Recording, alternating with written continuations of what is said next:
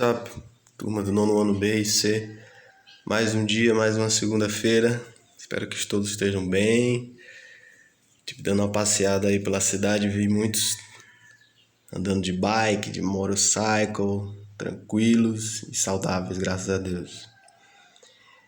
Vamos lá, seguinte, bote seu nome, a turma.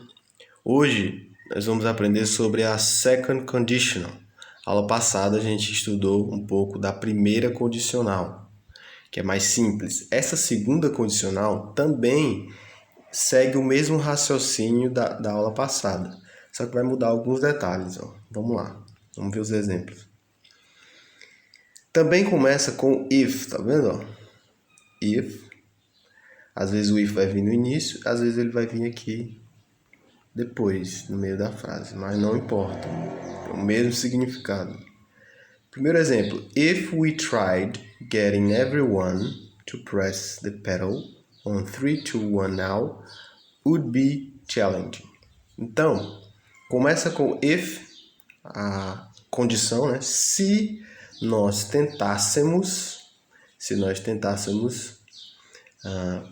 fazer com que todos começassem a pedalar no 3, 2, 1 now, seria desafiador, challenging. Então, nesse caso, começa com if, mais um verbo no passado. Lembre que a aula passada a gente a primeira condicional começava com if, mais um verbo no presente. If mais presente, nesse caso aqui da segunda condicional é if mais verbo no passado. E em seguida, em vez de o eu, como era na primeira condicional, você vai usar o would. Então, se nós tentássemos fazer com que todos começassem a pedalar no 3, 2, 1 now, seria desafiador.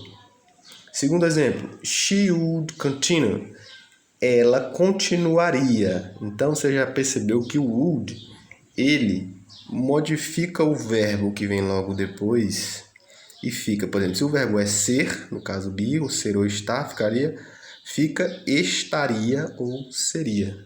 Se o verbo é continue, continuar, fica continuaria, certo? Então, ele sempre vai modificar o verbo nesse sentido. Então, ela continuaria to wear, a vestir ou a usar her helmet, o seu capacete, o capacete dela, if the laws, se as leis fossem flexibilizadas, relaxadas, né? As leis fossem mais brandas, mais leves.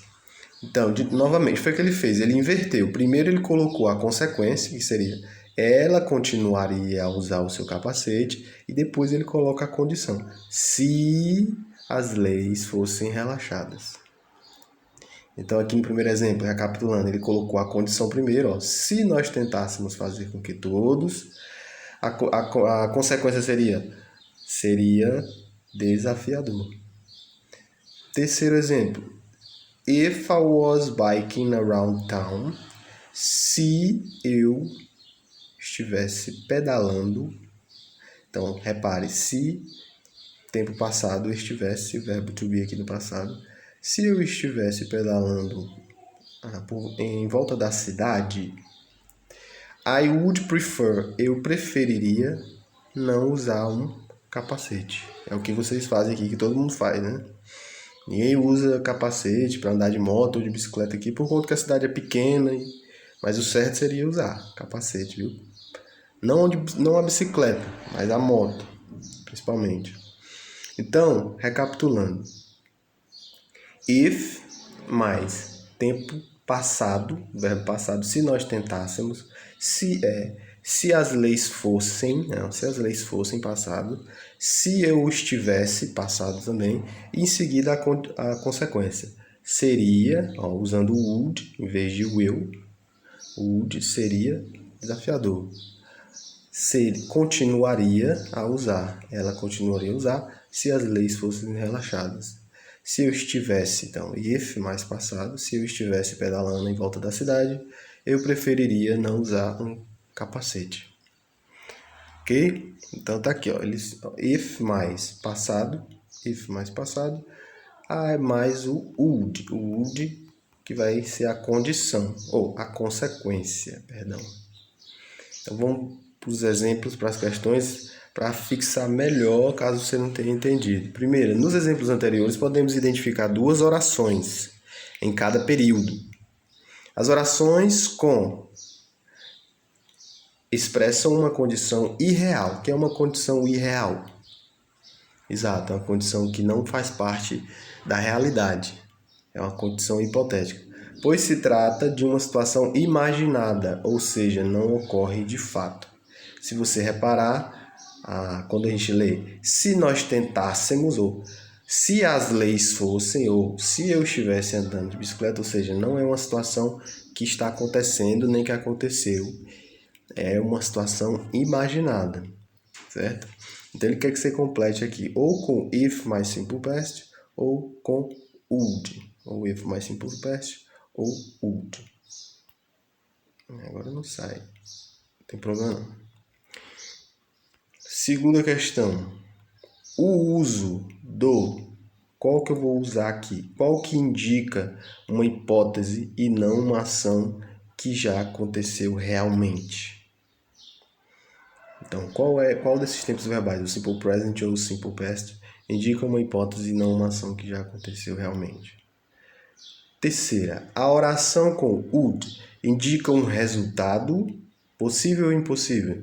Após o would, usamos o quê? Substantivos ou verbos no infinitivo sem to.